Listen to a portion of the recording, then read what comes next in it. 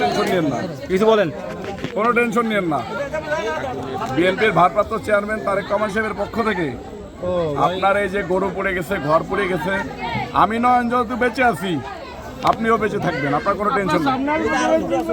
আমি তো বললাম আমি আছি, আপনি কোনো টেনশন নেন না। আমি তো বললাম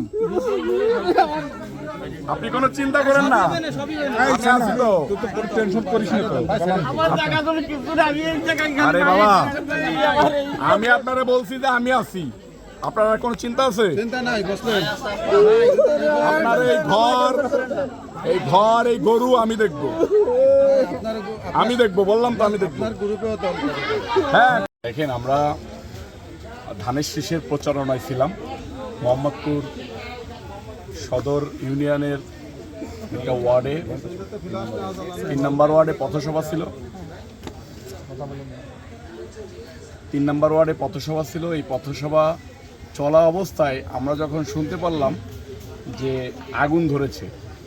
আগুন ধরেছে, শোনার পরেই আমি মঞ্চ থেকে লাফ দিয়ে মাইকে ডিক্লেয়ার করেছি যে সবাই আগুন ধরার ওইখানে যায়, আমাদের ওই পরিবারের পাশে থাকতে হবে।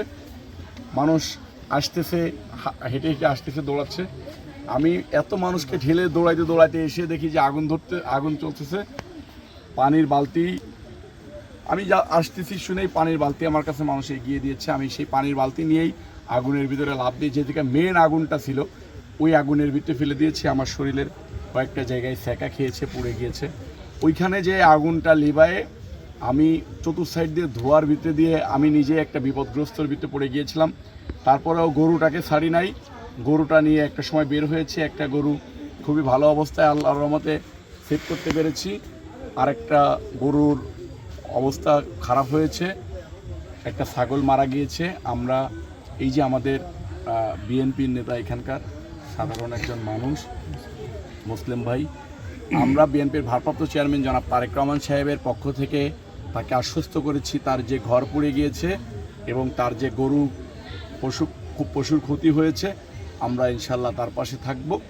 উনি আমাদেরই নেতা।